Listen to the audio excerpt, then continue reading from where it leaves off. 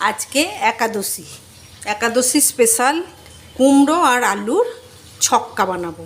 তো কুমড়ো আলুর ছক্কাটা বানানোর জন্য আমি এখানে কুমড়ো আর আলু কেটে ভালো করে ধুয়ে নিয়েছি। আমি এখানে কড়ার তেলটা গরম হয়ে গেছে, আমি কিছুটা নারকেল ভেজে নেব। টুকরো করে কেটে নিয়েছি, ভেজে নেব। নারকেলটা ভাজা হয়ে গেছে, আমি নারকেলটা তুলে নেব।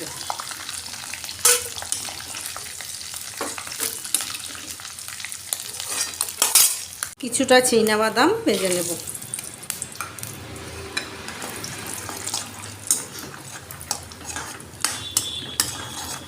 বাদামটা ভাজা হয়ে গেছে, বাদামটা আমি তুলে নেব।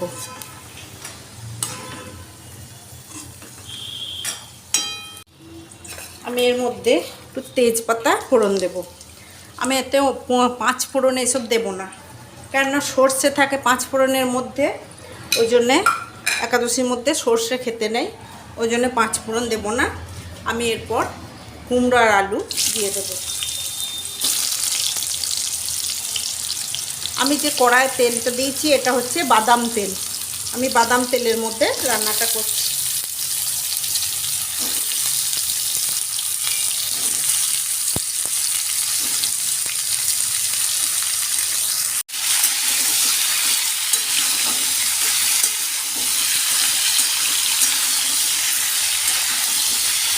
আমি এটা বেশ ভালো করে নাড়াচাড়া করে ভাজা ভাজা করে নেব একটু।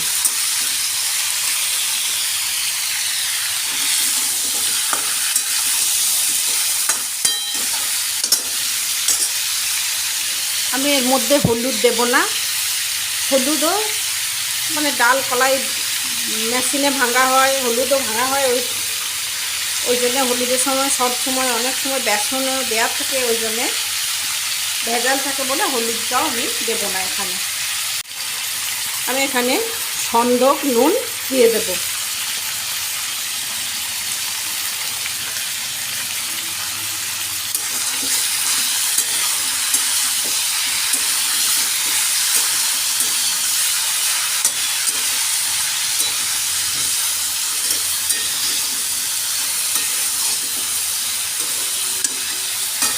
এর মধ্যে আমি গোলমরিচ গুঁড়ো করে রেখেছিলাম, গোলমরিচ গুঁড়োটা দিয়ে দেবো। দিয়ে এরপরে একটা ঢাকনা দিয়ে এটা একটু কষা কষা হতে দেবো। আপনারা তরকারিটা ঘি দিয়েও করতে পারেন, আমি এখানে বাদাম তেল দিয়ে করছি।